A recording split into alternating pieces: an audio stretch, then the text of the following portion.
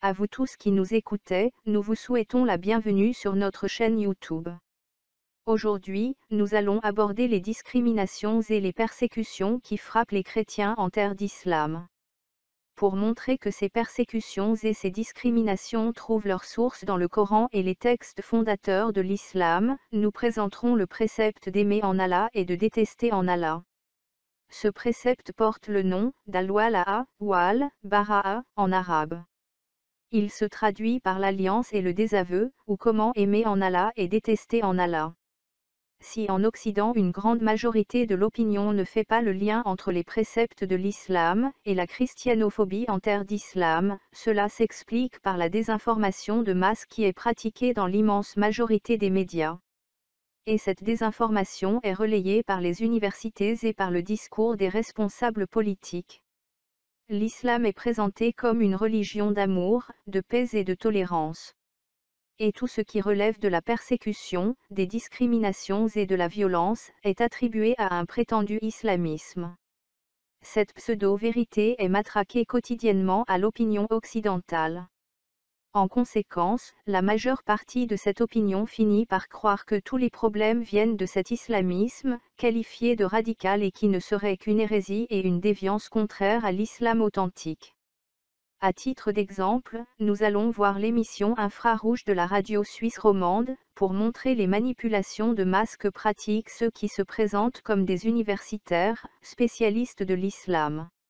Avant d'illustrer ce précepte par le prêche de l'imam Benamor particulièrement agressif envers les non-musulmans, nous commencerons par écouter le professeur et spécialiste de l'islam, Gilles Kepel, donner sa version sur ce précepte de l'alliance et le désaveu.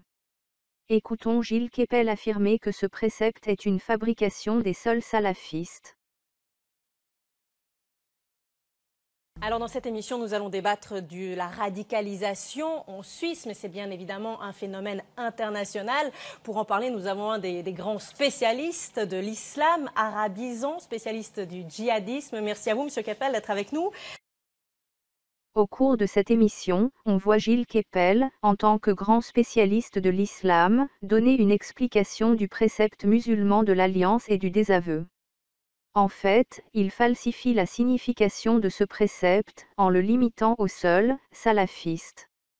Cette affirmation est en totale contradiction avec la vérité, comme nous le verrons dans la suite de cette présentation. Écoutons maintenant Gilles Kepel. Une tendance à une fermeture communautaire qui considère, notamment à travers l'expression de ce qu'on appelle le salafisme, qu'il y a d'un côté les musulmans, les bons musulmans, et de l'autre les impies, les infidèles, les apostats et les mauvais musulmans, dont il faut se désavouer et prêter seulement allégeance à une version radicale de la charia, c'est ce qu'on appelle en arabe al-wala ou al-bara'a, c'est-à-dire l'allégeance au salafisme d'un côté et le désaveu avec tout le reste. Et donc, ça, pour les salafistes en général, ça n'est pas le passage à la violence, la plupart ne sont pas violents, mais ça peut ouvrir évidemment très facilement le basculement vers une rupture qui se traduit en actes par le djihadisme, par le passage vers la Syrie, même si aujourd'hui c'est beaucoup plus difficile parce que la frontière est fermée. Au cours de cette émission, regardée par des centaines de milliers de personnes, Gilles Kepel, en tant que grand spécialiste de l'islam, définit ainsi le précepte de l'alliance et du désaveu. Il affirme qu'il s'agit d'un principe salafiste qui prescrit de prêter allégeance au salafisme et de se couper de tous ceux qui refusent le salafisme. Cette affirmation est en contradiction totale avec la vérité. Il ne s'agit que de mettre un vernis de maquillage pour cacher la réalité et manipuler l'opinion. Dans ce qui suit, nous allons présenter le précepte de l'alliance et du désaveu, et montrer qu'il constitue un des fondements de la foi musulmane. En premier lieu, on rappellera que le précepte de l'alliance et du désaveu constitue une des bases importantes du credo musulman. Ce précepte explique comment aimer en Allah et détester en Allah, comme on peut le voir dans le préambule de Boukhari dans son chapitre consacré à la foi musulmane. Ce précepte fondamental constitue un dénominateur commun pour les deux grandes tendances de l'islam, le sunnisme et le chiisme. Il est identique aussi bien chez les sunnites, qui représentent 85% des musulmans, que chez les chiites, qui forment le 15% restant.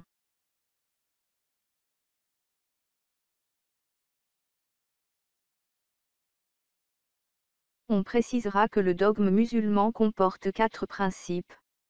En premier lieu, reconnaître l'unicité absolue d'Allah et la stricte interdiction de lui associer toute autre divinité, comme le font les chrétiens en rendant un culte au Père, au Fils et au Saint-Esprit. Deuxièmement, attester qu'il n'y a aucune autre divinité en dehors du seul Allah et que Mahomet est son messager.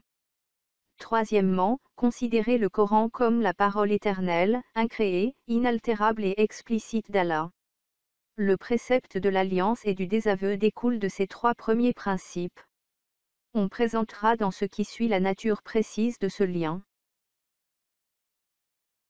Dans l'islam, Allah divise l'humanité en 2 parties, ceux qu'il aime et ceux qu'il n'aime pas. Ces 2 parties de l'humanité sont définies avec précision dans le Coran. Allah aime ceux qui lui font confiance, ceux qui lui obéissent, ceux qui combattent dans son chemin en rang serré, ceux qui suivent Mahomet.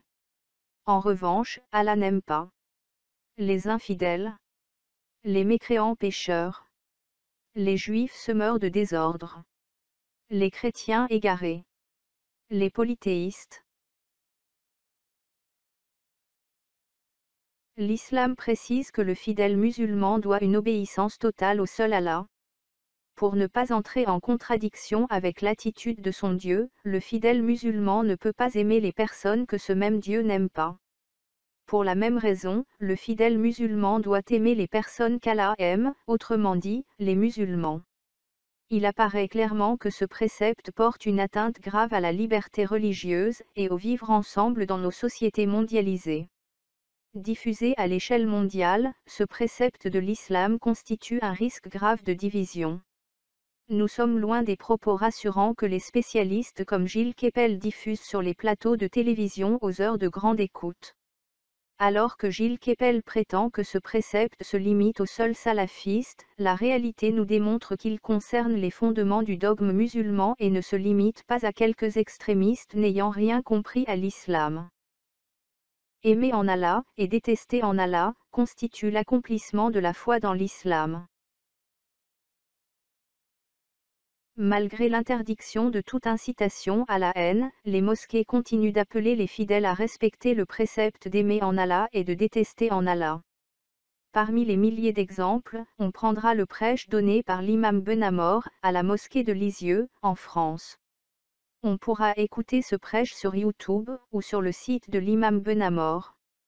En principe, la loi française et les conventions internationales interdisent toute forme d'appel à la haine et à la division.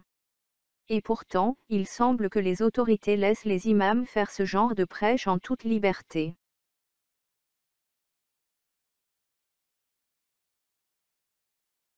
L'imam de la mosquée de Lisieux commence par expliquer que tout musulman a le devoir d'obéir aux préceptes du Coran.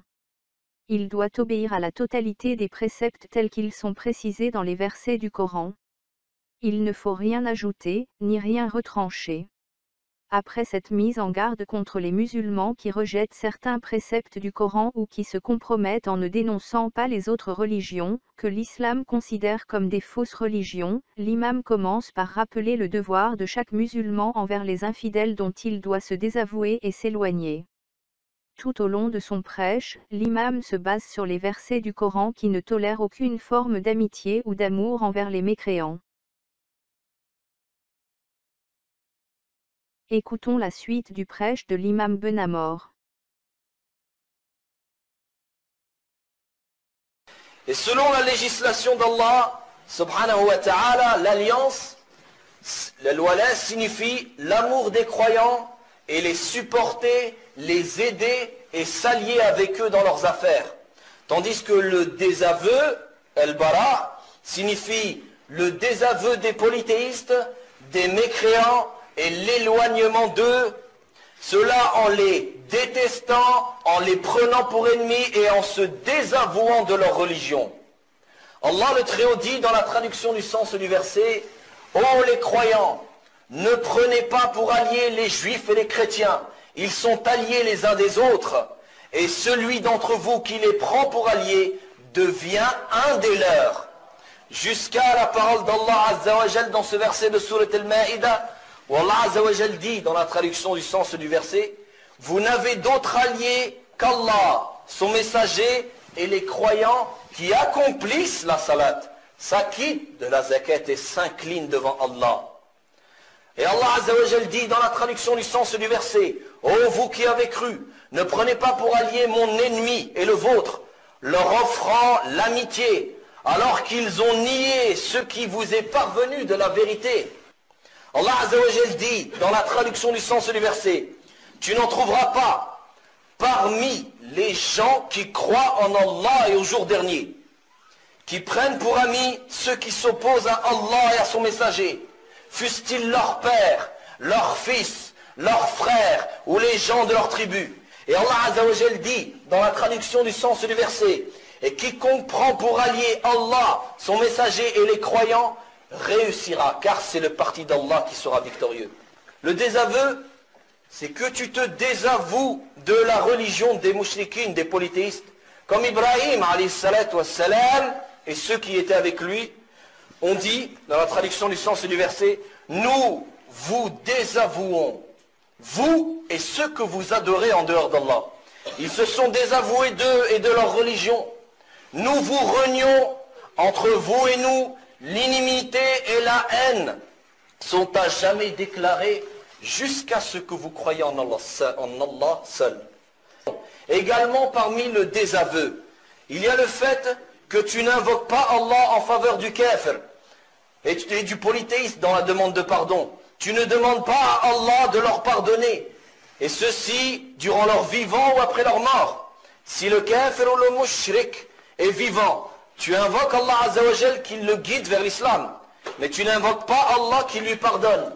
Allah le Très-Haut dit, dans la traduction du sens du verset, « Il n'appartient pas aux prophètes et aux croyants d'implorer le pardon en faveur des associateurs, fussent-ils des parents, alors qu'il leur est apparu clairement que ce sont les gens de l'enfer. » Et Allah Azza wa Jal dit, dans la traduction du sens du verset, dans Surat Al-Kafirun, « Je ne suis pas adorateur de ce que vous adorez et vous n'êtes pas adorateur de ce que j'adore. À vous votre religion et à moi ma religion. » Ceci signifie le désaveu de leur religion. Et ce n'est pas comme certains qui pensent en récitant Surat Al-Kafirun, que pensent certaines personnes que cela signifie que nous sommes d'accord avec eux sur leur religion et que chacun a sa religion et que chacun est libre dans sa croyance, comme les ignorants et les égareurs ne cessent de bourdonner cela concernant cette sourate. Mais si l'individu avait été libre dans le choix de sa croyance, pourquoi Allah Azza wa Jal a-t-il envoyé les messagers et fait descendre les livres? Et pourquoi alors le djihad fut-il légiféré? Il est impératif que la croyance ne soit qu'une, c'est-à-dire l'adoration exclusive à Allah Azza wa Jal seul, sans aucun associé, tel qu'Allah Azza wa Jal, le Très-Haut, a dit dans la traduction du sens du verset, « Je n'ai créé les djinns et les humains que pour qu'ils m'adorent. » Donc quiconque mécroit et veut répandre la mécréance et souhaite l'abolition de l'islam, il est du devoir du gouverneur musulman d'ordonner que ce genre d'individu soit combattu.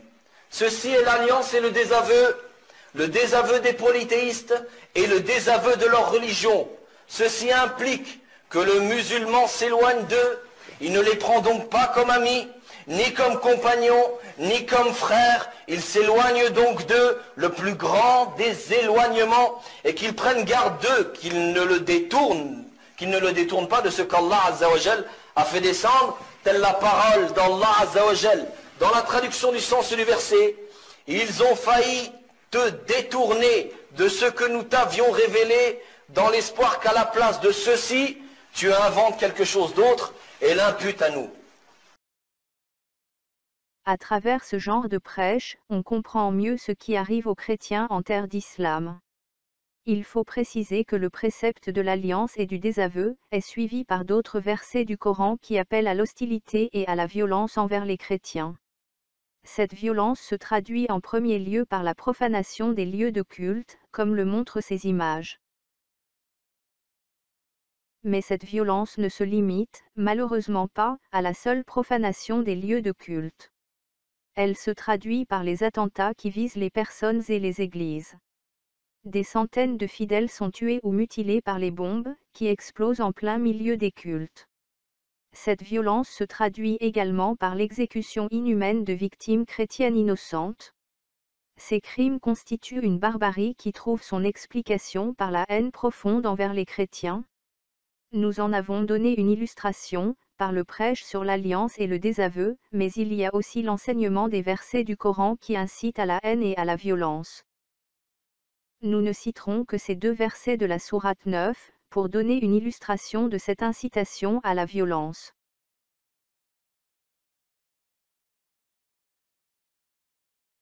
Il faut souligner le fait très important, qu'il n'y a pas que la violence des terroristes.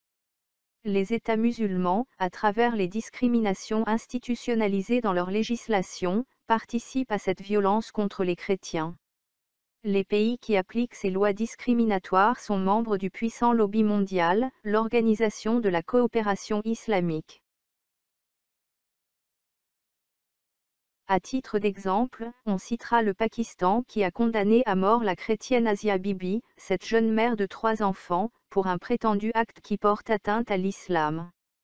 Elle a passé 10 années dans une cellule, et finalement la justice pakistanaise a reconnu son innocence.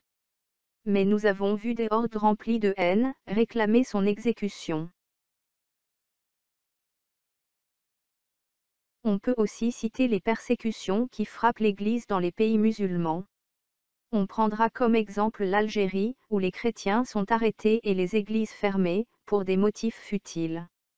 Le but de l'État algérien est de maintenir une pression constante envers les chrétiens, en particulier les musulmans qui se convertissent au christianisme.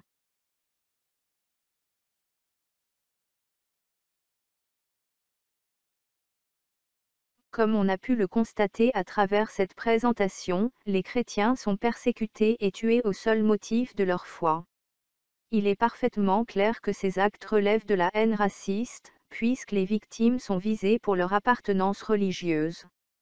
Et pourtant, cette situation est passée sous silence par les responsables politiques et par les milieux académiques, universitaires ou médiatiques. Même le pape et l'Église dans son ensemble refusent de condamner clairement l'idéologie islamique qui constitue la source de cette barbarie. Cette situation est inacceptable. L'ensemble de l'humanité devrait se mobiliser pour arrêter cette haine raciste. On ne peut continuer d'enseigner les préceptes qui appellent à la haine et à la violence. On ne prendra qu'un seul exemple. Celui du verset 30 de la sourate 9, qui parle ainsi. Les chrétiens disent, le Christ est fils de Dieu. Telle est leur parole provenant de leur bouche. Ils imitent en cela les paroles des mécréants avant eux. Qu'Allah les anéantisse. Il est inadmissible de rester sans réaction, face à un tel enseignement. En gardant le silence, nos autorités politiques, médiatiques, académiques et universitaires, porteront une responsabilité immense. Pour nos enfants et nos petits-enfants, il est de notre responsabilité de dénoncer ce silence pour cette simple évidence. Ceux qui refusent de dénoncer l'enseignement de la barbarie, se font les complices de la barbarie.